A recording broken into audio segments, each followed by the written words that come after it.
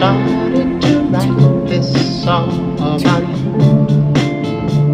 And then I decided that I would write it all about love. Then it appeared to me that you wasn't happy, and that's for sure, positively. That's what the world is made of. It's Mother's Day, and I got my mama with me. I really love you. So walk down Main Street. Love is an apple, honey, so sweet. Love is something that you can't see. All over you, it's strange to me. Oh, I can't explain this feeling. Salvation is free. It's all in the rhythm, it's can't see. You can always depend on me to give you love. My soul, love is a story that I can't be told. Feel it burning cold. Look at the road. Can't explain this feeling. Can't you see that salvation is free? I would give my life for the glory.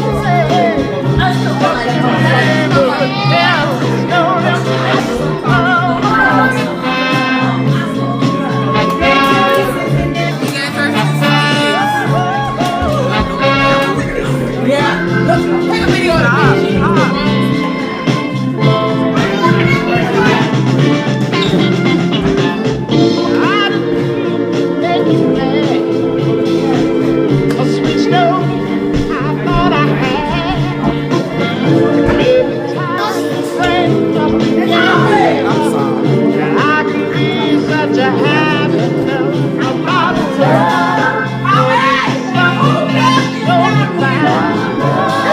Love is a feeling that's a friend of mine. It can't be measured by no time.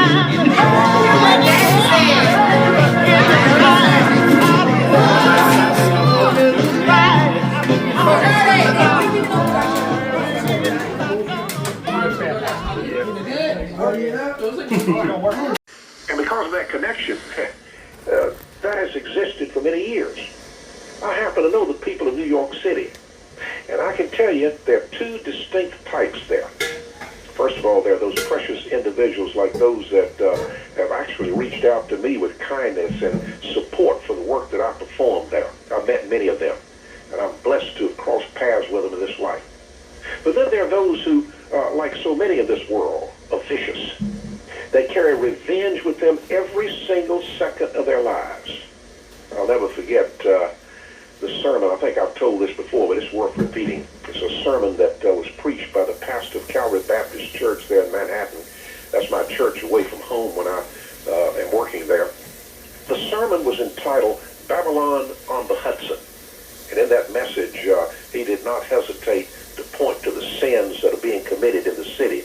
He even called the name of a lady who was serving on the New York City Council. He quoted her when she said, well, as far as I'm concerned, we need to take every Chick-fil-A restaurant that's operating in this city and close them down and move them out of the city. I want to repeat that this morning. Well, as far as I'm concerned, we need to take every Chick-fil-A restaurant operating in this city and close them up and move them out of the city. Folks, do you hear any vengeance in that? Do you hear the hate coming out of their mouth?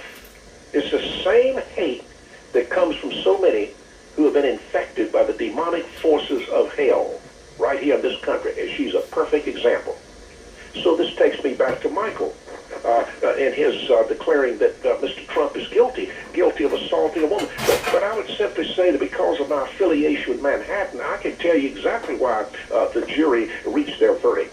It is because it was a stacked jury that was composed of 12 leftist liberal individuals who are an exact replica of this woman who said that all the Chick-fil-A restaurants ought to be removed from New York City because Chick-fil-A is a Christian-based organization, and they despise it.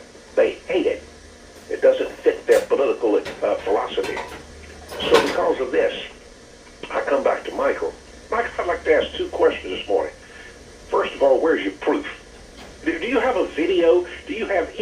indisputable proof that Donald Trump ever assaulted a woman. I'm not talking about somebody by word of mouth. I want the proof. And since the jury didn't have such proof, Michael, where's your proof? And while there, you may also wish to provide us with some proof that Donald Trump paid for an abortion. Do you have anything on video there? And then my second question to Michael, perhaps the most important one of all. If Donald Trump was guilty, why is it, Michael, why is it that the judge in that case never sentenced him? He never sentenced him. In fact, several times the judge announced that he was going to be issuing the sentence. He never did. He walked away. You see, what I have to describe the behavior of the lady in Manhattan wanting to eliminate Chick-fil-A restaurants and the behavior of the jurors or whatever. All of them are an exact replica of those who've been infected with what we call Trump derangement. Donald Trump has never done anything right. Everything he's ever done on this earth has been wrong. Well, that should tell you that that's a lie right there. If that's the case, I ask this. How could Mr. Trump have possibly built a business empire that would bring to him a net worth of over $3 billion and everything he did was a mistake? You must be kidding me. Not really. He stole it. Another lie from those who hate Donald Trump. I want to close with this morning. I am so thankful, and only God knows I'm speaking the truth this morning. I am so thankful that although I criticize the many policies and failures of Joseph Biden, and we heard it right here on Talk Live, not one time did I call in this program and ever express vengeance toward this man. Not one time did I ever make fun of him and call him names. And to this day, I continue to pray for him. I pray for all of our leaders, past, present, and future, because prayer has nothing to do with party affiliation. So I pray that those who have that hate in their heart toward the current president will turn away from such vengeance. God says, vengeance is mine. Vengeance is mine, and any vengeance due anyone is going to come in due time. Have a wonderful day, Mr. Harry. Thank you very much. God bless you. Appreciate it. Thank you. 222-9224. That the opposing person had to come with facts, and they had to be honest. And that's the only way that we participated in debate in college, but that's a controlled situation. Today in our politics, we don't have a debate because you don't have both sides willing to be factual, to be honest. And the devil in the detail is that you have people in the United States, over 54%, that read below the 6th grade level. So you don't have intelligence. Now, Jim talks like he's an intelligent individual. Well, first of all, he asked the question, why didn't the judge sentence him? See, this is where you talk like you're intelligent, but you put your foot in your mouth and show that you're not. So it's better to keep your mouth closed. Especially when you try to justify that which cannot be justified. He didn't sentence him because it was a civil trial. You don't receive a sentence in a civil trial. You receive what he received, which is a monetary sentence, which he did receive in the millions. Check your resources, Jim. When you talk, you just show how ignorant you were. And then you want to talk about the people that you know in New York. How many millions of people is it in New York? How many of those millions of people in New York have you run across and have personal relationship with? And if you were the governor of New York and talk to everybody that has nothing to do with the facts of a case of Donald Trump. Nothing. People have lived with murderers in their own houses, in their own homes, their children, their husbands, their wives. and didn't know who they were. So you're going to tell me some strangers in New York that you have met on the street somewhere, in a park somewhere, can prove to you that Donald Trump is innocent or guilty? Do you know how stupid that sounds? Because you know the people of New York. That's stupid. And now we're being told, again, because it's always going to be an excuse. We're always going to be an excuse when it comes to Donald Trump. Where's the proof? And he said, well, and we're not going to go on what somebody say. Isn't that proof in the court? What people say? Under testimony? Isn't that proof? The Epstein estate paid the same 13-year-old, well, of course, she's now older now, for the abuse. Paid her. And Donald Trump likes to sue everybody for defamation. He sued the New York Times for bad poll numbers. He sued anybody, but why hasn't he sued this girl who said forced them into a sexual act? Forced her into a sexual act. Why haven't he sued her? Also, in a Eugene Carroll case, Jim, you talking about proof? There is DNA proof. Okay, well, let me just say there is DNA. And Donald Trump was asked to submit his DNA against that DNA. He declined. If somebody is accusing me of rape and says there's DNA in the case to prove that I did it, when I give my DNA, guess what I'm going to do? I'm going to give my DNA because I don't have anything, I don't feel guilty about anything. And then we're going to say, where's the proof about the abortion? Well, his own lawyer say he paid for the abortion because Donald Trump didn't want his name on the abortion, so he paid his attorney in separate checks, and he showed those checks. It seems to me, if anybody comes to Jim and says that a Democrat says that it was easy to believe that Barack Obama was here illegally without any proof. Nobody said that except Donald Trump. That was easy to believe. But when you have the 13-year-old, when you have the council check, when you have a prostitute who said that she slept with him and could describe the inside of his house and his bedroom and said that she was paid to have an abortion, that's not good enough.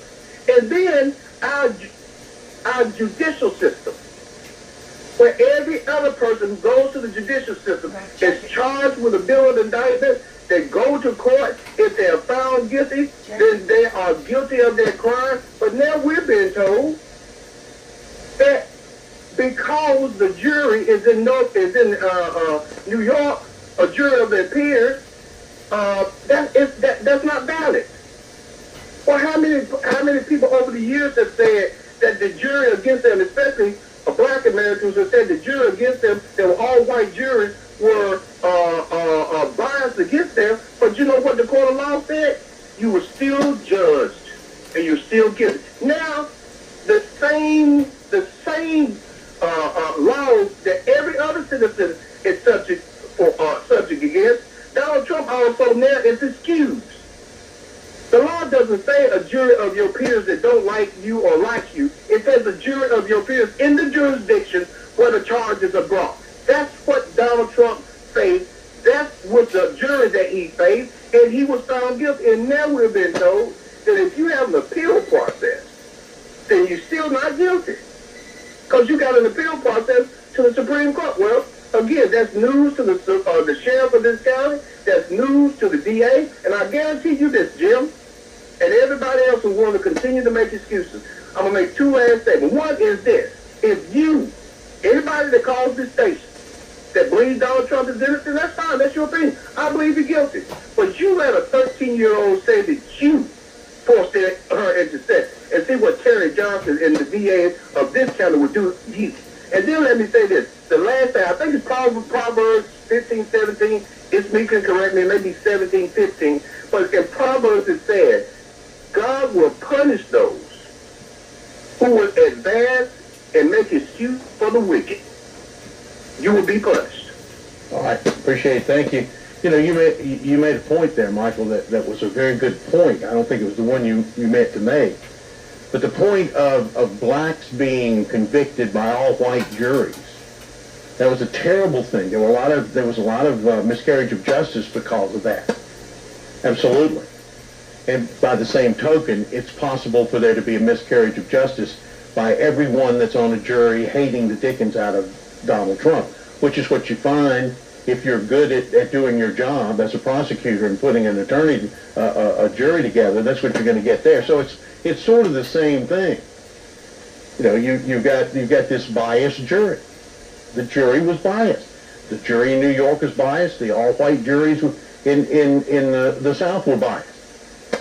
And another thing, Michael, that you said, and I think this is something that you need to think about.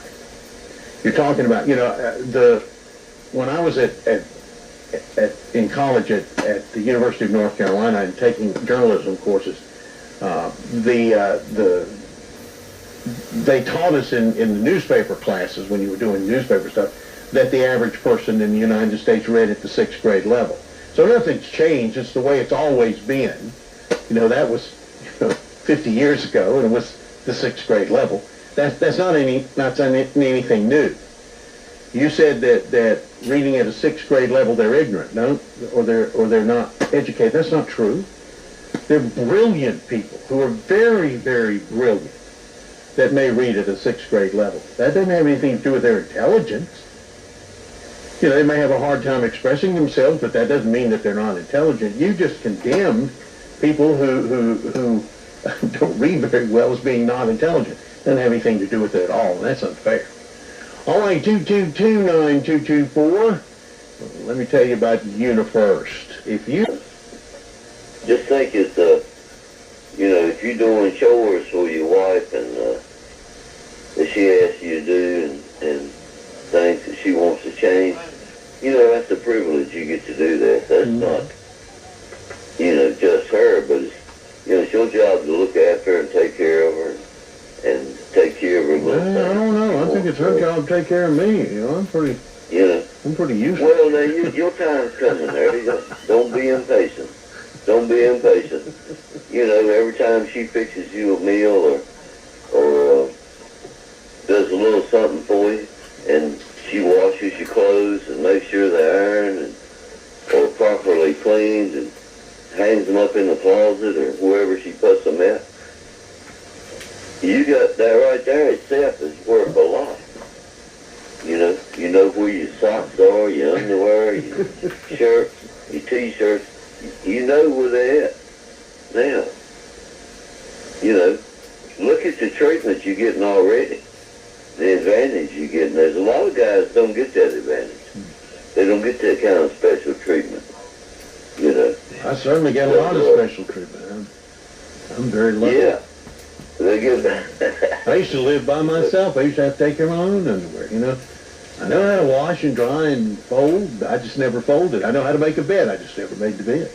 You only got to get back in it. Why do you? Why do you want to mess it up? Break it back down again. I'm with you on that. You know, I understand that part.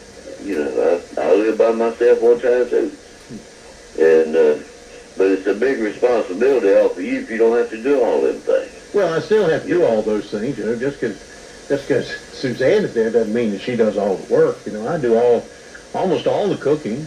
You know, and I want to clean stuff that needs to be cleaned. You know, I jump in there. I love to vacuum. That's very, you know, very accomplished oriented. Every man should know how to run that machinery. Well, I'm telling you, I used to think, you know, when I was taking care of the laundry myself, I used to think I knew how to do washing and drying, but I didn't know nothing. I'm telling you, I knew nothing.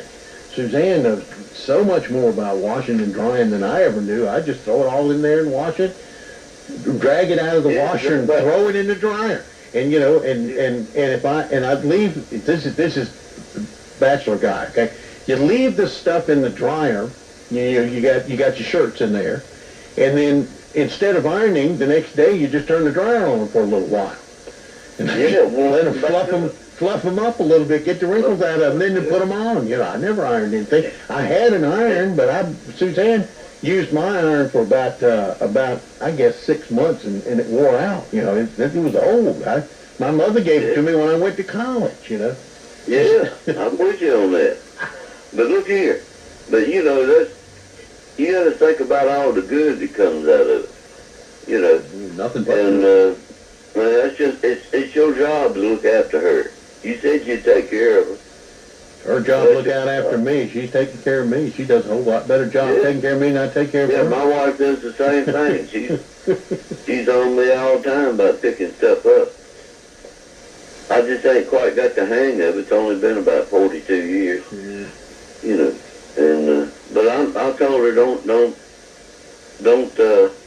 worry about it. One day I might catch on a little bit. Well, see, I'm a whole lot better at stepping over stuff than I am picking it up. Whole lot better. You know, all you got to do is go out to my shop. You can see all the stuff you have to step over. I don't mind stepping over it.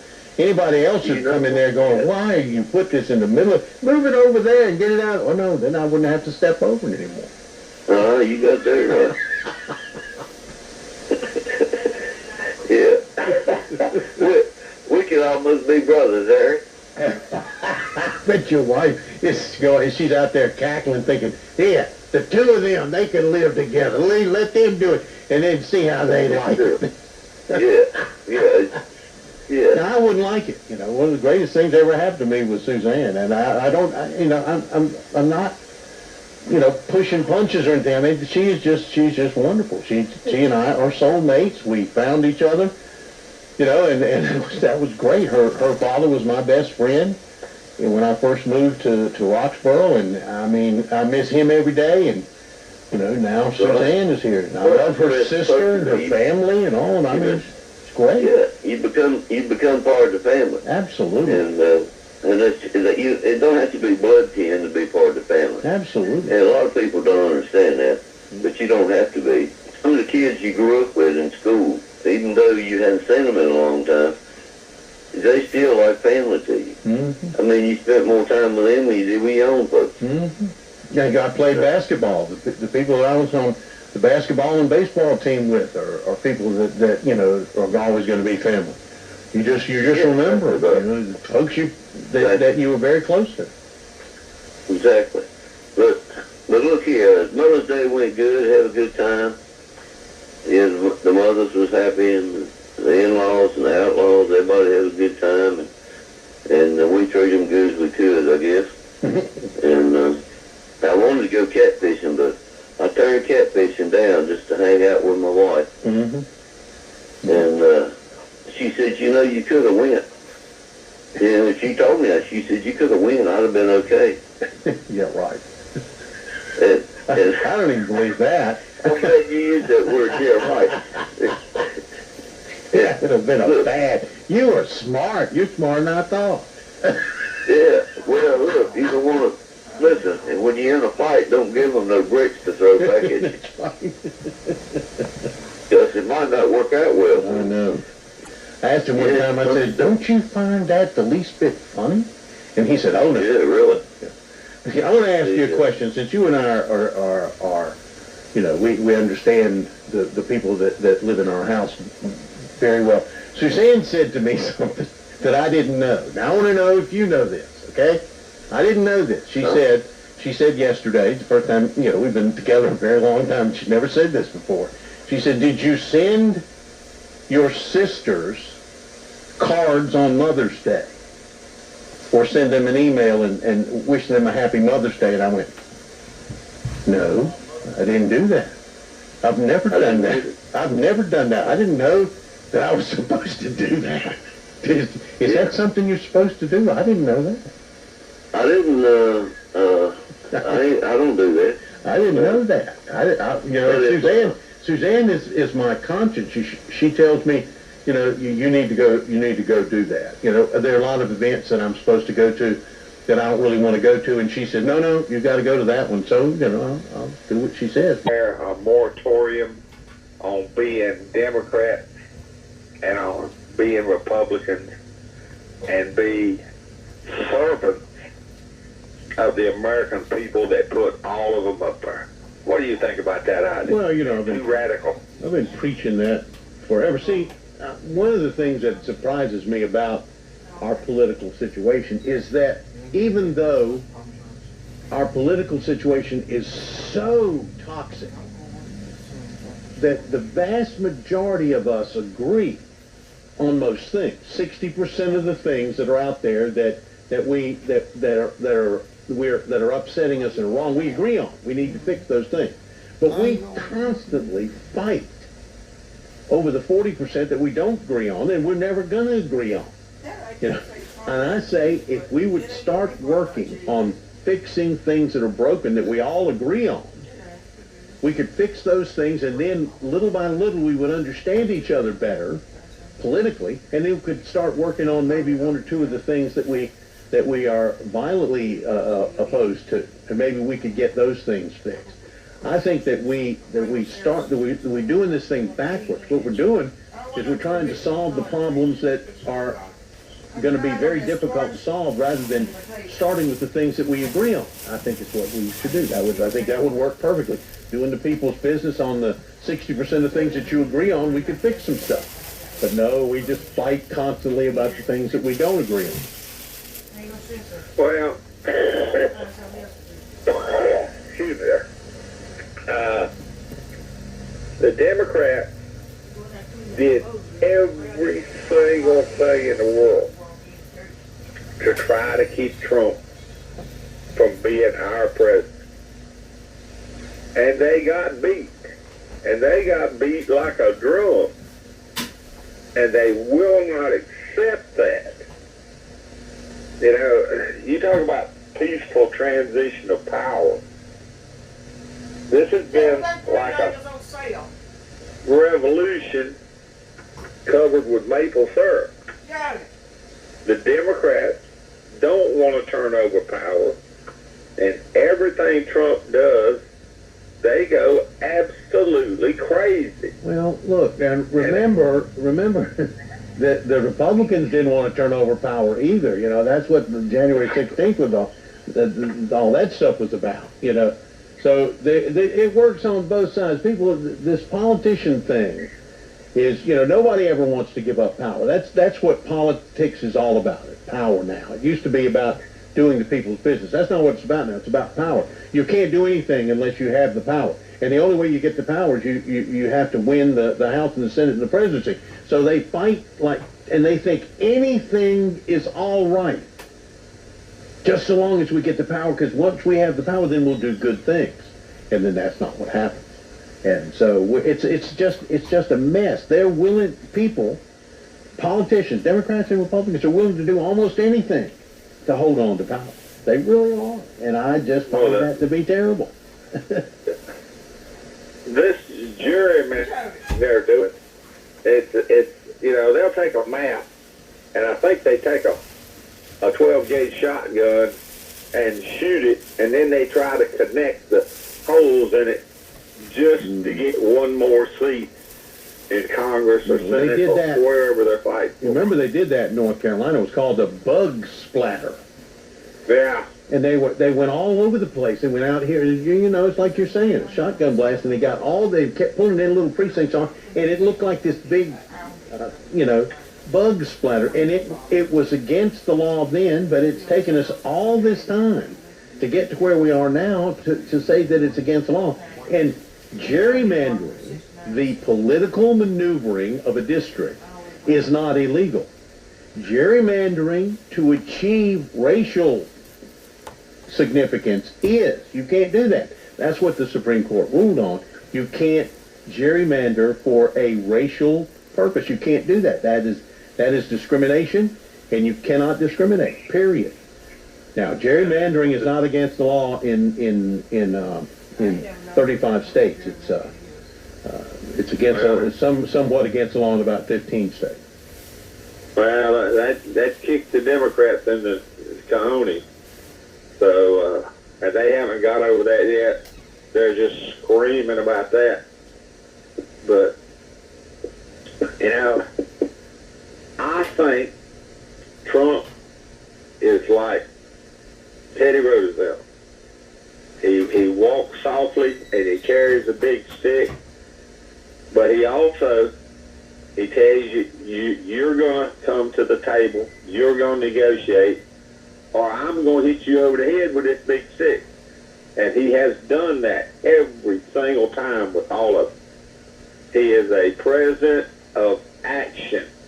He is a president looking out for me and you and all the rest of the citizens of the United States of America. He don't care if you're black, white, green, polka dotted.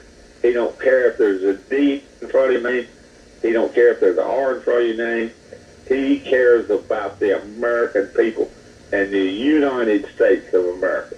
Well, one of the interesting things about Trump that fascinates me, and it happens all the time, you know it, and everybody knows it.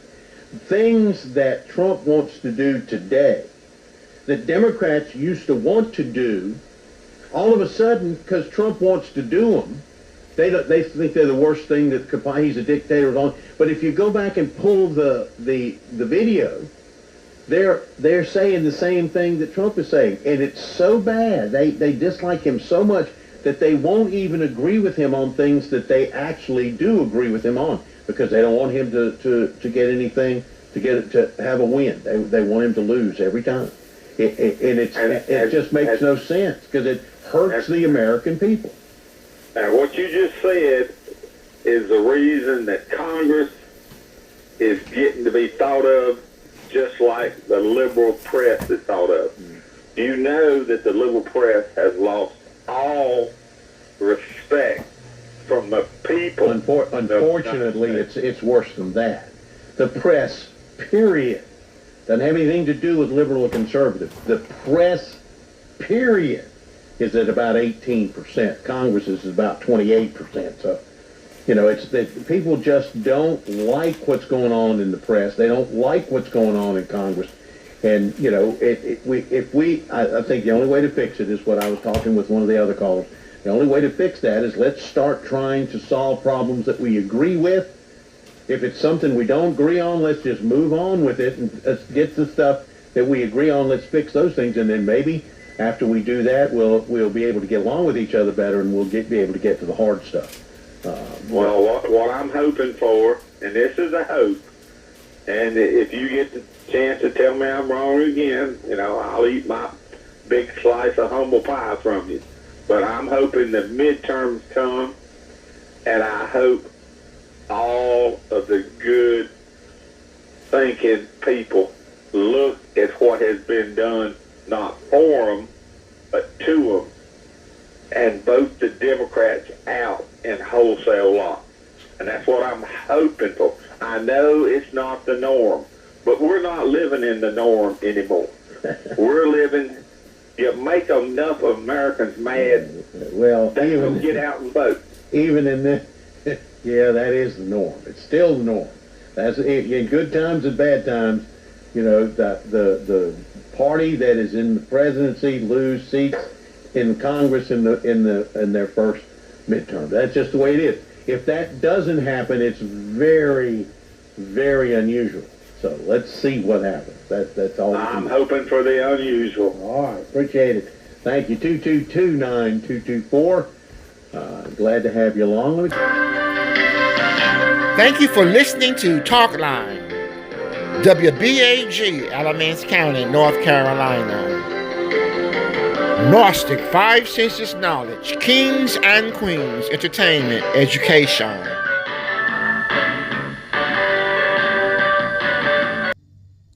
Stay tuned for Occupy Democrats. Donald Trump doesn't care about any form of being presidential or decorum. He can't even give his 5-year-old petulant ego a rest for one damn day, much less on Mother's Day. Welcome back into Occupy Democrats. And in this breaking story, let's understand the Trump doctrine really should just be false threats and crying wolf. Hell, Donald Trump couldn't even fulfill the promise of not cheating at golf, much less in this breaking story something like this. Yet even to Iran, whose regime has inflicted so much death on the Middle East, I'm telling you, they want to make a deal. Actually, you suck. at deal making, Donald, but the question in this breaking story is it them or is it you? So there is a win-win, but the win here, what looks like a win on the American side, I think President Trump wants something just so spectacularly huge that looks so different from what Barack Obama achieved.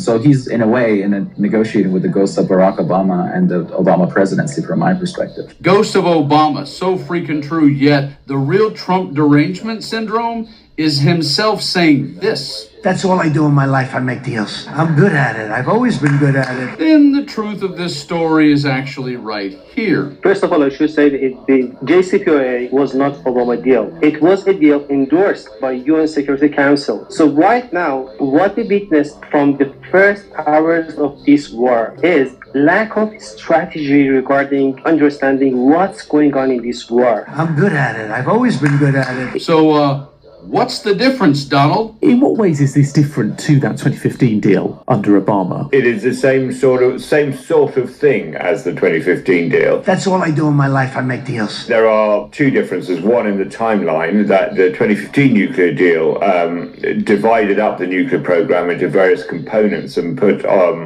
moratorium on those components from 10 to 15 years. So obviously, and that was in 2015. So some of those moratoriums are about to expire. And there's one big difference, which is that the 2015 deal allowed Iran to carry on a certain amount of enrichment. I see. No components and a moratorium. Right, Donald? So, what's the problem? Why can't you make a deal, deal maker? To a level of 3.67%, which is significant because that is the purity you need to stick into a nuclear power station. I'm good at it. I've always been good at it. And yet in this breaking story, Donald Trump is so freaking arrogant that he actually has seen Iran's behavior his entire adult life, yet he thought they would just roll over for him. So now, on Mother's Day, all he sounds like is the old guy standing in the living room screaming at the TV, watching the honeymooners, while Jackie Gleason says, "To the moon, Iran." Check this breaking story out. Trump unleashes in Unhinged. 232-word rant for Mother's Day. President Donald Trump has a weird way of celebrating Mother's Day. In his first statement of the day on Truth Social, Trump, 79, fired off a 232-word screed on Sunday afternoon, threatening Iran and blaming former President Barack Obama for the war he started over 2 months ago. Iran has been playing games with the United States and the rest of the world for 47 years. Delay, delay, delay. And then finally hit pay dirt when Barack Hussein Obama became president, Trump wrote on his social media platform. He was not only good to them, he was great, actually going to their side, jettisoning Israel and all other allies, and giving Iran a major and very powerful new lease on life. Hundreds of billions of dollars and $1.7 billion in green cash flown into Tehran was handed to them on a silver platter. Every bank in D.C., Virginia, and Maryland was emptied out. It was so much money that when it arrived, the Iranian thugs had no idea what to do with it, the president continued. They had never seen money like this and never will again. It was taken off the plane in suitcases and satchels, and the Iranians couldn't believe their luck. They finally found the greatest sucker of them all, in the form of a weak and stupid American president, he added. He was a disaster as our leader, but not as bad as sleepy Joe Biden. For 47 years, the Iranians have been tapping us along, keeping us waiting, killing our people with their roadside bombs, destroying protests, and recently wiping out 42,000 innocent, unarmed protesters, and laughing at our now great again country. They will be laughing no longer. Trump's aggressive message came shortly after the Iranian government submitted its response to the U.S. peace proposal issued earlier this week, The Hill reported on Sunday, citing Iranian state media. Iranian President Masoud Pezeshkian issued a message on social media a few hours before Trump's tirade, saying, "We will never bow our heads before the enemy. If talk of dialogue or negotiation arises, it does not mean surrender or retreat," Pezeshkian said in a post on X, translated from Persian. Rather, the goal is to uphold the rights of the Iranian nation and to defend national interests with resolute strength. Yeah, that. That Mother's Day screed he just spits out all over America for everyone to see on a day when people's focus is likely elsewhere. Occasionally, we like to take a day off from the idiocy of your presidency. Yet you spit that out, and still you have no deal. Nothing's been worked out. They're staring you in the face and laughing, and you have no answer, because the two things you're demanding are the reasons why it didn't happen in the first place. But what you seem to understand is you're now left with two choices: either go in with ground troops and annihilate, or back off and make the same deal that existed. And the reality is, for you, Donald, both of those for you are losers. You guys like and share the video, and stay frosty.